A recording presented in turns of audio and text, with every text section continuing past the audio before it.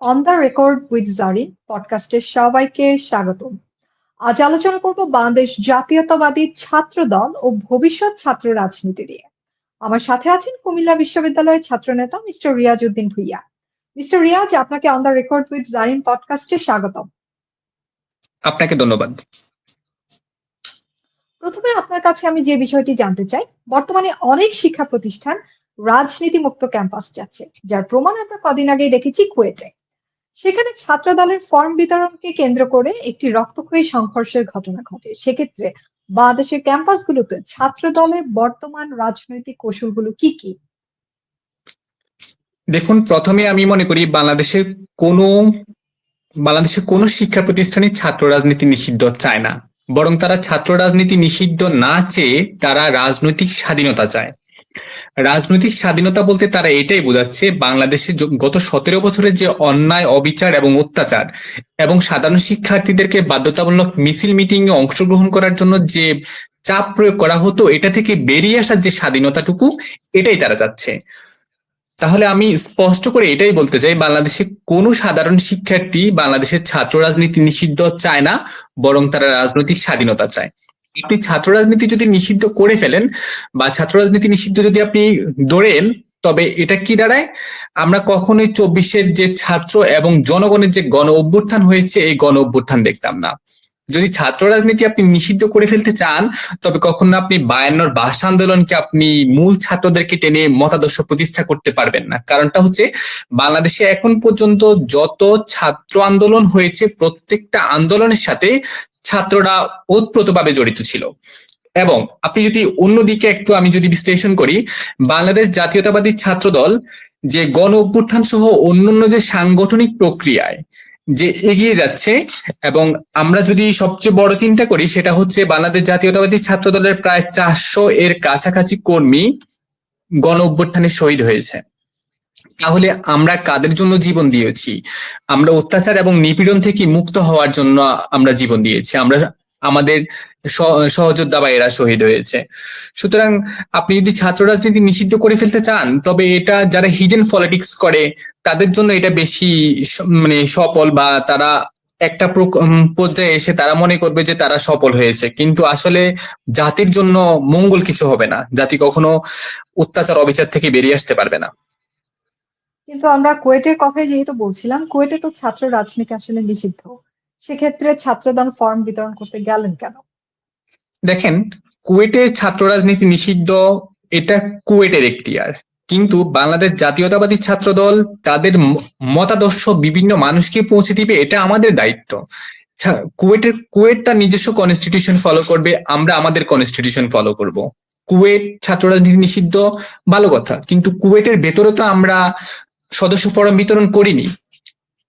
বাংলাদেশ জাতীয়তাবাদী ছাত্রদল কুয়েট শাখার যে ছাত্রদলের নেতা কর্মীরা ছিল, এরা কুয়েট থেকে 2 কিলোমিটার দূরে গিয়ে ফরম বিতরণ করেছিল। কিন্তু সেখানে জাসি এবং বৈষম্য ছাত্র আন্দোলনের কিছু শিক্ষার্থী তাদেরকে আক্রমণ করার পরেই এই ঘটনাটা অনেক বড় হয়ে যায়। কিন্তু আদতপক্ষে ছাত্রদলের কোনো এখানে বড় একটা ত্রুটি ছিল না, তারা ক্যাম্পাসের ভিতরেই অবস্থান করেনি।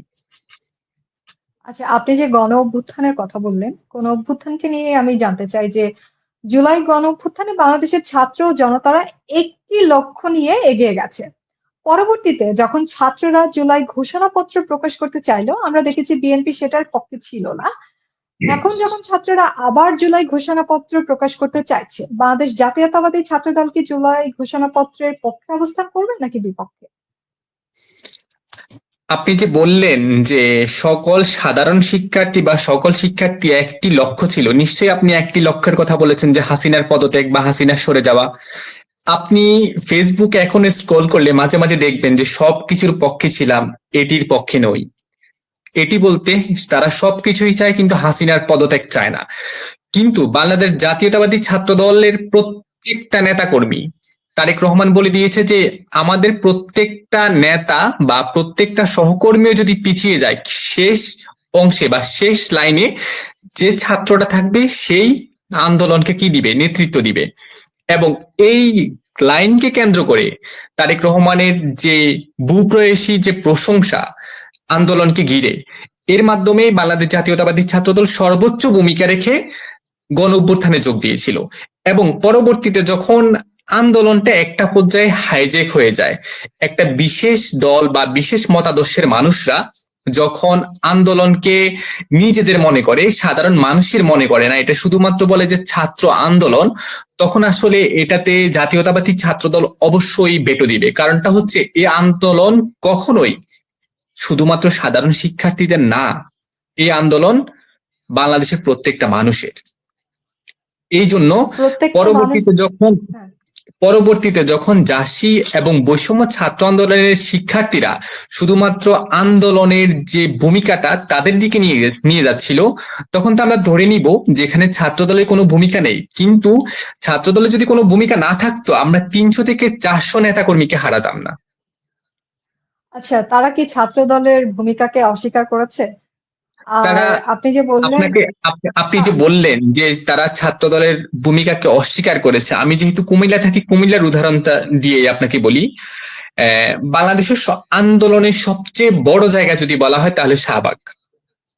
আন্দোলনের সবচেয়ে একদম ভূমিকাগার যেটাকে বলা হয় শাহবাগ। এবং আমি মনে করি যে শাহবাগের পরে যে জায়গাটা সেটা হচ্ছে ঢাকা এবং চট্টগ্রাম মহাসড়কটা, যেটা বন্ধ করে দিলে আপনার সবকিছু অকেজো হয়ে যাওয়ার সম্ভাবনা থাকে। আর একমাত্র কুমিল্লা বিশ্ববিদ্যালয়ের শিক্ষার্থীরা কি করতো, ঢাকা চট্টগ্রাম মহাসড়ক বন্ধ করে দিত। আর এই মহাসড়ক বন্ধ করে দেওয়ার ফলে সরকার যে চাপে পড়তো, এবং প্রাইভেট ইউনিভার্সিটি যে শিক্ষার্থীরা নামার পরে সরকার অর্ধেক মানে তলিয়ে গিয়েছে। কিন্তু এই ভূমিকাটা আপনি দেখবেন যে কুমিল্লা বিশ্ববিদ্যালয়কে অনেক বড়ভাবে তুলে ধরা হয় নাই, আবার প্রাইভেট ইউনিভার্সিটির স্টুডেন্টদেরকে অনেক বড় করে তুলে ধরা হয় নাই। তার মানে আপনি এটার উত্তর কি দিবেন? আন্দোলন কি শুধুমাত্র শাহবাগ নির্ভর ছিল? আন্দোলন সারা বাংলাদেশে ছিল। আচ্ছা, জুলাই যে আপনাদের প্রতিনিধিত্বকে অস্বীকার করা হবে ব্যাপারটা তো তাই না। জুলাই ঘোষণাপত্র তো আপনারা পরে দেখেননি, তাই না? আর 5ই আগস্টের আগে আমার যতদূর আম- মনে পড়ে, আমরা ফখরুল আমরা ইসলাম জুলাই আলমগীর ঘোষণা স্পষ্টভাবে বলেছে যে তারা এই আন্দোলনের সাথে তাদের নৈতিক সমর্থন আছে, কিন্তু তারা সরাসরি এই আন্দোলনের সাথে সম্পৃক্ত না। এটা কিন্তু ফখরুল ইসলাম আলমগীর নিজে বলেছেন। এটা কবে বলেছিল আপনি কেটে জানেন? এটা এটা 5ই আগস্টের আগে। এটা 5ই আগস্টের আগে না, আমার মনে হয় 5ই আগস্টের আরো অনেক আগে বলেছিল। কারণ হচ্ছে আমরা যখন, আপনি যদি গত 17 বছরের ইতিহাসটাকে টান দিই, তাহলে হচ্ছে আমরা যখন আন্দোলন করতে দাঁড়াতাম তখন আমাদের উপর যে পুলিশ যে অত্যাচার নিপীড়নটা শুরু করতো, আমাদেরকে এলোপাতাড়ি মারতো। কিন্তু ছাত্রদের প্রতি যে একটা সফট কনসার্ন ছিল, সেক্ষেত্রে ছাত্রদেরকে হয়তো একটু কম মারছিল। কিন্তু যখন জাতীয়তাবাদী ছাত্রদল সহ সবাই যখন ওতপ্রোতভাবে ধরেছে, তখন কিন্তু আন্দোলনের উপর যে একটা অত্যাচার, এটা কিন্তু খুব দ্রুতই নেমে গিয়েছে। এবং ওই জন্যই আমাদের ফখরুল ইসলাম আলমগীর সাহেব বলেছিলেন যে আমাদের মানে একভাবে আছে আবার অন্যভাবে নাই, এটাই, এর বেশি কিছু না। ওকে। 5ই আগস্টের পর মানে বর্তমানে আমরা যদি পত্র-পত্রিকা খুলি, মানে পত্র-পত্রিকা বা সোশ্যাল মিডিয়াতে গেলেই দেখা যায় যে ছাত্রদলের বিভিন্ন কর্মীরা চাঁদাবাজি, রাহাজানি থেকে শুরু করে ধর্ষণের মতো ঘটনায় প্রমাণ সহ ধরা পড়ছেন। তো শিক্ষার্থীরা মনে করেন যে ছাত্রলীগের হেলমেট বাহিনী যে ছিল তারা চলে গেছে, সেই শূন্যস্থান পূরণ করতে রামদা বাহিনী চলে এসেছে। এ ধরনের স্পষ্ট অভিযোগের বিরুদ্ধে আপনারা কি বলবেন? দেখুন, বাংলাদেশে প্রায় 12 কোটি ভোটার আছে। তার মাঝে যদি বিএনপি মতাদর্শ যদি আপনি 4 কোটি বা 5 কোটিও ধরেন, তার মাঝে নেতা হয়তো সারা বাংলাদেশে 1 থেকে 1.5 লাখ, আর বাকিরা কর্মী। এখন 1 থেকে 1.5 লাখ নেতার মাঝে যদি 50-60 জন যদি অন্যায় করে ফেলে, রাজনৈতিক মতাদর্শ না মানে, জিয়াউর রহমানের আদর্শে অনুপ্রাণিত না হয়, তাদের আদর্শ বুকে ধারণ না করে, এটার দায়ভার কিন্তু জাতীয়তাবাদী দল বিএনপি না। তারা কিন্তু এখন পর্যন্ত প্রায় 400-এর অধিক কর্মীকে বহিষ্কার এবং 600-এর অধিক কর্মীকে কারণ দর্শানোর নোটিশ দিয়েছে। বাংলাদেশ জাতীয়তাবাদী দল বিএনপি, তারেক রহমান যে 31 দফা দিয়েছে, আমাদের প্রধান উদ্দেশ্য হচ্ছে জিয়াউর রহমানের 19 দফা এবং তারেক রহমানের 31 দফাকে সঠিকভাবে মূল্যায়িত করে দেশকে সুপ্রতিষ্ঠিত করা। আমরা শুধুমাত্র কোন একটা বিশেষ দলের মতো শুধুমাত্র উন্নয়ন নামক গান গাইতে চাই না। কিন্তু দলের মধ্যে শৃঙ্খলা আনার জন্য তারেক রহমান কি করছেন আসলে? আপনি কারণ আমরা তো কোনো যদি শৃঙ্খলাই দেখতে পাচ্ছি না। আমি তো প্রতিনিয়তই নানা আমি ঘটনা আমি তো ঘটছে, আমি তো এমনকি আমি তো আপনাকে বললাম। দখলবাজি দখলবাজি করতে গিয়ে বিএনপির ২টা গ্রুপের মধ্যে মারামারি করে অনেক খুনাখুনির ঘটনা ঘটেছে। দেখুন, আমি আপনাকে আবারও বলি, যখন বড় দল থাকবে তখন বড় দলের ভেতর ঝামেলা বেশি থাকবে, কর্মীর সংখ্যা যেহেতু বেশি। এখন চাঁদাবাজির ইস্যুটা যদি আপনাকে আমি একটু বলি, সেটা হচ্ছে অনেক জায়গায় কিন্তু ইজারার একটা সিস্টেম থাকে। এখন আমাদের দলের যদি কেউ ইজারা পাওয়ার পর সরকারিভাবে ওইখানে একটা টোকেন সিস্টেমে টাকাও চায় তখন, বা ইজারা চায় তখন, এটাকে চাঁদাবাজি বলে চালিয়ে দিচ্ছে। বিএনপি হচ্ছে মিডিয়া ট্রায়ালের শিকার। যদি মিডিয়া ট্রায়ালের শিকার না হতো, আমরা আপনাকে যদি লাস্ট একটা ঘটনা বলি, সেটা হচ্ছে একটা ছেলেকে আপনি দেখেছেন একটা প্রাইভেট মেডিকেলের সামনে ছেলেকে চাঁদাবাজ বলে ধরা হয়েছে, কিন্তু পরবর্তীতে ধরা হয়েছে যে ছেলে সিটি কর্পোরেশনের অধীনে ইজারাদার ছিল। এখন আমাদেরকে প্রধানত বিভিন্ন ভাবেই মানে পথভ্রষ্ট করার চেষ্টা করা হচ্ছে, কিন্তু বিএনপি চেষ্টা করতেছে শৃঙ্খলা আনার জন্য। এখন একটা বিশাল দলের কয়েকজন তো অন্যায় করতে পারে যারা আদর্শ ধারণ করবে না, এখন তাদের বিরুদ্ধে তো অবস্থান নিচ্ছে দল, দলের পক্ষে দলের হাইকমান্ড সর্বোচ্চ চেষ্টা করছে। ইভেন আপনাকে যদি আমি এটা বলি, বিএনপির বর্তমানে সুপার 10 যদি আমি চিন্তা করি, তার মধ্যে সালাউদ্দিন সাহেব অন্যতম। সালাউদ্দিন সাহেবকেও কিন্তু বাংলাদেশ জাতীয়তাবাদী দল বিএনপি শোকজ করেছে। তাহলে আপনি চিন্তা করেন আমরা তাহলে কতটা স্ট্রং হচ্ছি। সালাউদ্দিনকে বলা হয় যে উনি আসলে অনেকে ওনাকে এখন ভারতের ট্যাগ দিচ্ছে। আমি উনার বিষয়ে নাই যাই। যাই হোক, বিভিন্ন আপনি শিক্ষা আপনি প্রতিষ্ঠানে সালাউদ্দিনকে অন্য সবাই দিতে পারে, যারা যাদের জ্ঞান মানে জ্ঞান অত ধারণাটা কম, তারা বলতে পারে অনেক কিছু। তারা কি চেয়েছিল, ইলিয়াস আলীর মতো একদম শেষ হয়ে যাক সালাউদ্দিন আহমেদ? আমরা দেখছি যে উনি ভারতে যে বাংলো বাড়িতে ছিল, মানে কোনোভাবেই মনে হচ্ছিল না যে উনি গুম বা প্লিজ, এসবের কোনো কিছু শিকার। প্লিজ, মানে একজন মানুষকে নিয়ে কথা না বললে খুশি হব, সেটা হচ্ছে পিনাকি ভট্টাচার্য। এই লোকটাকে আমি মনে করি বাংলাদেশের ফেসবুক প্রধানমন্ত্রী, আর কিছু না। আচ্ছা, ঠিক আছে। বিভিন্ন শিক্ষা প্রতিষ্ঠানে ছাত্রদলের যে কমিটিগুলো আছে সেগুলো হচ্ছে কয়েক বছর পুরনো, এবং বলা হয় না এটা, মানে আমরা দেখি যে অনেকেরই আসলে ছাত্রত্ব অনেক আগেই শেষ হয়ে গেছে। একেকজনের বয়স হচ্ছে ৪০ ঊর্ধ্ব, অনেকেই আছেন। তাদের শিক্ষা জীবন ৯ বছর, ৭ বছর, ১০ বছর আগে শেষ হয়ে গেছে। তো কিছু প্রতিষ্ঠানে ছাত্রদলের নতুন কমিটি দেওয়া হয়েছে। তবে অভিযোগ উঠেছে যে কমিটিগুলোতে অর্থ এবং লবিং এর দ্বারা নিয়োগ দেওয়া হয়েছে। এখন আপনার বিশ্ববিদ্যালয়ে এখনো নতুন কমিটি দেওয়া হয়নি। আমার রিসার্চ অনুযায়ী আপনি কুমিল্লা বিশ্ববিদ্যালয়ে ছাত্রদলের একজন শতভাগ নিবেদিত কর্মী। আপনি বেশ পরিচ্ছন্ন রাজনীতি করেন বলে সুনাম আছে। এই মুহূর্তে যদি কুমিল্লা বিশ্ববিদ্যালয় ছাত্রদল কমিটি দেওয়া হয়, আপনি কতটা আত্মবিশ্বাসের সাথে বলতে পারেন যে আপনি লবিং অথবা অর্থ প্রদান ছাড়া কমিটিতে একটি পদ পাবেন? দেখুন, প্রথমে যদি আপনার কথা আমি একদম প্রথম লাইনটার কথা বলি, সেটা হচ্ছে বাংলাদেশ জাতীয়তাবাদী ছাত্র দলের সাথে অনেকেই সম্পৃক্ত ছিল। এখন একটা কমিটিতে সভাপতি সেক্রেটারি নিশ্চয় 10 থেকে 15টা পদবি না। একটা কমিটিতে সভাপতি এবং সেক্রেটারি মাত্র 2টা পদ। আহ আপনাকে যদি বলি পদ, এটা অনেকটা ভাগ্য আপনাকে কাছাকাছি থাকা লাগে। ভাগ্য যদি সহায় হয় তাহলেও হয়। আপনার অবশ্যই সাংগঠনিক ভাবে আপনি এগিয়ে থাকতে হবে, কিন্তু অনেক মানুষকে তো আর সুপার 5-এ রাখা সম্ভব না। কিছু কিছু নিবেদিত কর্মী বাদ পড়ে যায়, খুবই ব্যাড লাগ। তাদের জন্য আমরা খুবই অনুতপ্ত, কিন্তু আসলে দলের স্বার্থে মাঝে মাঝে এসব মানে বাধ্যতামূলক করতে হয়। এখন আমি যদি আমার কথা বলি, কুমিল্লা বিশ্ববিদ্যালয় সহ অন্যান্য বিশ্ববিদ্যালয় বা আমাদের লেভেলে যে সকল শিক্ষার্থী আছে রানিং পর্যায়ে যারা রাজনীতি করেছে, আবার রানিং এর বাইরে আপনি যে স্টুডেন্টদেরকে টান দিলেন, সেটা হচ্ছে আসলে ওনারা অনেকদিন ধরেই অত্যাচারিত। ওনারা নিয়মিত ক্যাম্পাসে অবস্থান করতে পারেনি, তারা পরীক্ষা দিতে পারেনি, পরীক্ষা না দেওয়ার কারণে বাংলাদেশের অনেক বিশ্ববিদ্যালয়ের অনেক শিক্ষার্থী আছে যারা সেমিস্টার পরীক্ষা অ্যাটেন্ড করতে পারেনি, তারা জেলে ছিল। তাহলে তারা তারা তাদের কিভাবে আপনার ছাত্রত্ব অনেকে চলে যায়? আসলে চলে যাওয়ার হিসাবটা এরকম হবে না।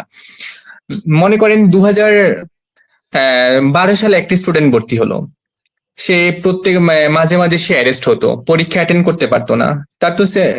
তার তো অনার্স শেষ হইতে 10 বছর লাগবে। তো এখন এই যে অত্যাচারের যে সিস্টেমটা আওয়ামী লীগ যে দাঁড় করিয়ে গেছে, এটাই বাংলাদেশের ছাত্র রাজনীতিটাকে নষ্ট করে ফেলেছে। কিন্তু আমাদের প্রধান উদ্দেশ্য হচ্ছে বাংলাদেশের ছাত্র রাজনীতি সবচেয়ে পরিচ্ছন্ন করা। আচ্ছা। এই যে আপনি বললেন যে কারোর জন্য ব্যাড লাক, কারোর জন্য মানে কেউ পদ পায়, ভাগ্যের উপর নির্ভর করে। এই ভাগ্যটা নির্ধারণ করে কে বা কারা? ভাগ্য নির্ধারণের বিষয়টা, ভাগ্য তো নির্ধারিত হয় না। ভাগ্য নির্ধারণটা নিজ থেকে যদি হয় তাহলেই হয়। আমি এখনো কোনো বিশেষ ব্যক্তির নাম বলতে পারবো না যে উনি ভাগ্য নির্ধারণ করে ফেলে, এরকম বাংলাদেশ জাতীয়তাবাদী ছাত্র দলে হওয়ার সম্ভাবনা নাই।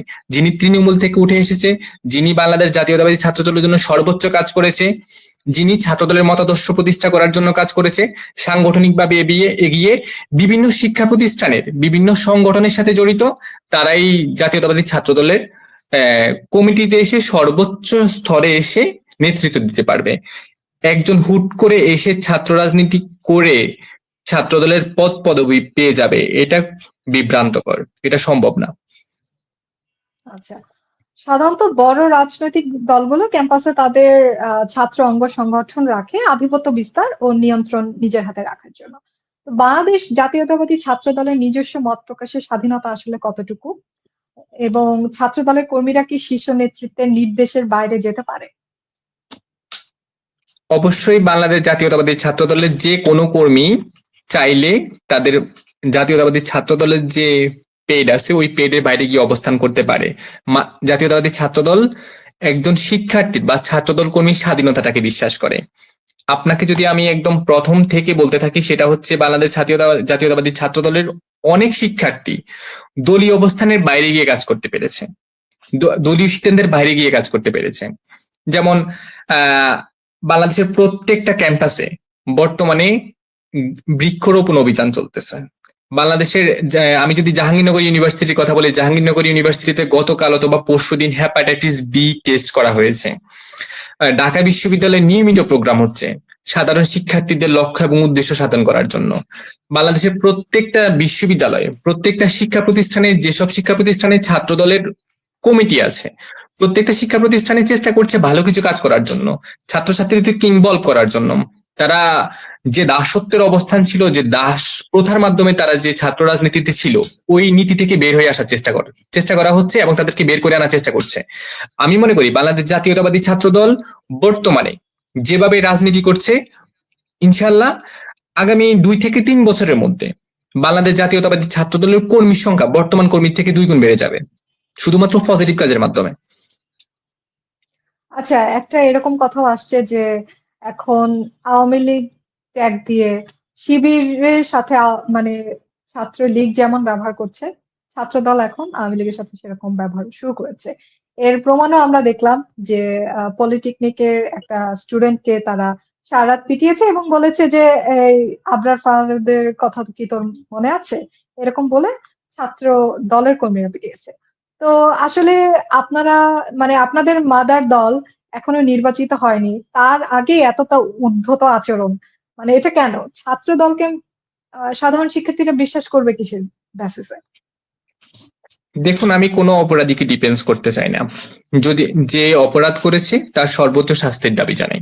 কিন্তু আপনি যে জামাত শিবিরের কথা বললেন, তাদের কিন্তু একদম অনেক স্টুডেন্ট আছে যারা আপনার আওয়ামী লীগ বা ছাত্র লীগের স্টক হোল্ডার।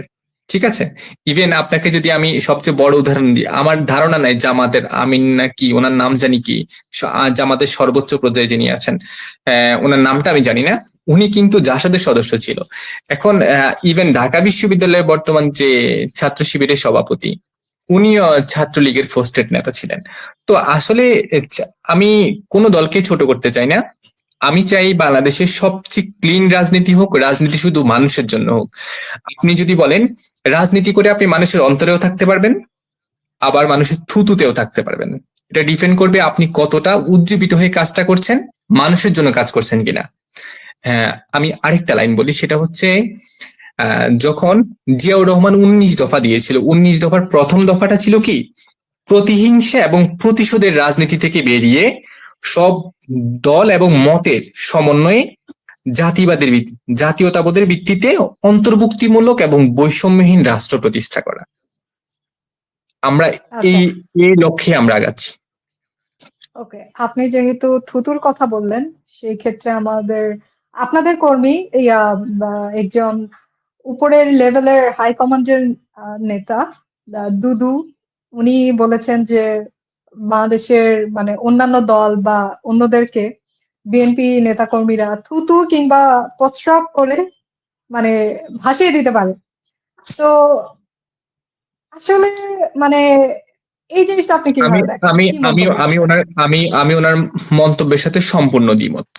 কোনো কোনো মানুষকে ছোট করে এভাবে কথা বলা উচিত না। তবে উনি আসলে হয়তো ওইভাবে বুঝাইতে চায় নাই, অনেকে ছোটখাটো করে, যেমন আপনাকে যদি বলি আহ, জামাত শিবির না, বৈষম্য ছাত্র আন্দোলনের যে দলটা এনসিপি, এরা খুবই নাবালক একটি দল, যাদের এখনো পর্যন্ত আপনার তারা কোন প্রতীকে নির্বাচন করবে সেটাই ঠিক হয়নি।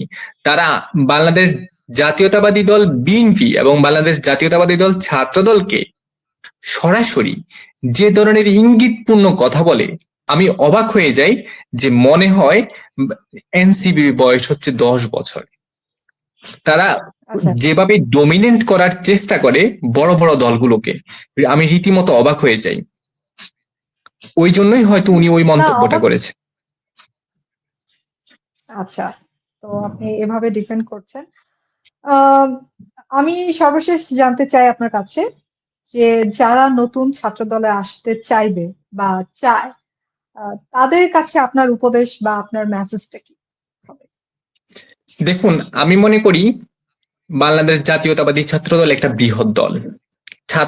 ছাত্র সংগঠনের দায়িত্ব হবে বিশ্ববিদ্যালয়গুলোতে বিশ্ববিদ্যালয়গুলোর যে সাংগঠনিক যে সংগঠনগুলো আছে এগুলাকে এগিয়ে নেওয়ার জন্য কাজ করবে। বিশ্ববিদ্যালয়ের শিক্ষার্থীদের বিভিন্ন প্রোগ্রামে বাধ্যতামূলকভাবে অ্যাটেন্ড করতে বলবে না, এমন ভালো কাজ করতে হবে যেন বিশ্ববিদ্যালয়ের সাধারণ শিক্ষার্থীরা তাদের প্রোগ্রামে চলে আসে, এরকম কাজ করতে হবে। সুতরাং যারা নতুন করে ছাত্র দলে আসবে, আমার প্রথম পরামর্শ তাদের উদ্দেশ্যে থাকবে, আপনারা যদি সময় পান জিয়াউর রহমানের আদর্শ অনুসরণ করে ছাত্রদল করুন, না হলে আমাদের ছাত্রদলের কোনো কর্মীর প্রয়োজন নাই। আচ্ছা। তার মানে আপনি কি বলতে চাচ্ছেন যে ছাত্রদলের যারা কর্মীরা তারা খুব জানে জিয়াউর রহমানের আদর্শ কি ছিল, ১৯ দফা কি ছিল, বর্তমানে ২১ আদর্শ দফা কি ছিল? তারা কি সবাই আদর্শ অবগত?